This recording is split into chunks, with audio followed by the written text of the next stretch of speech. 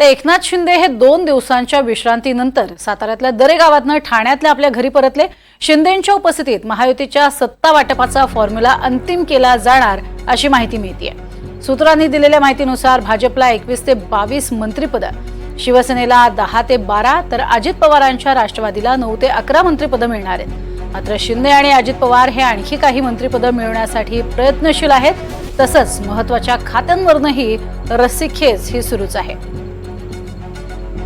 43 मंत्रिपद जी आहेत त्यांचं वाटप एकीकडे केलं जातं, कारण 288 हे आपले सगळे आमदार आहेत आणि त्या अनुषंगानं ही मंत्रिपद वाटप होऊ शकतात।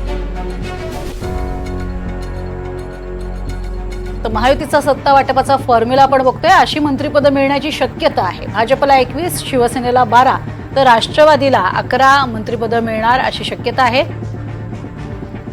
तर गृह खातं, नगरविकास खातं, सार्वजनिक आरोग्य आणि उद्योग खातं या खात्यांसाठी एकनाथ शिंदे आग्रही आहेत। तसंच परिवहन, उत्पादन शुल्क, सार्वजनिक बांधकाम आणि ग्रामविकास या खात्यांसाठी सुद्धा शिंदे गट आग्रही आहे। तर अजित पवार कोणत्या खात्यांसाठी आग्रही आहेत आपण बघतोय, अर्थ खातं, सहकार, अन्न आणि नागरी पुरवठा, वैद्यकीय शिक्षण या खात्यांसाठी आग्रही आहे। सामाजिक न्याय, महिला आणि बालविकास, कृषी, ग्रामविकास किंवा सार्वजनिक आरोग्य ही खाती बरीचशी खाती ही त्यांच्याकडे आहेतच आणि त्याच खात्यांसाठी ते आग्रही आहेत असं कळतंय।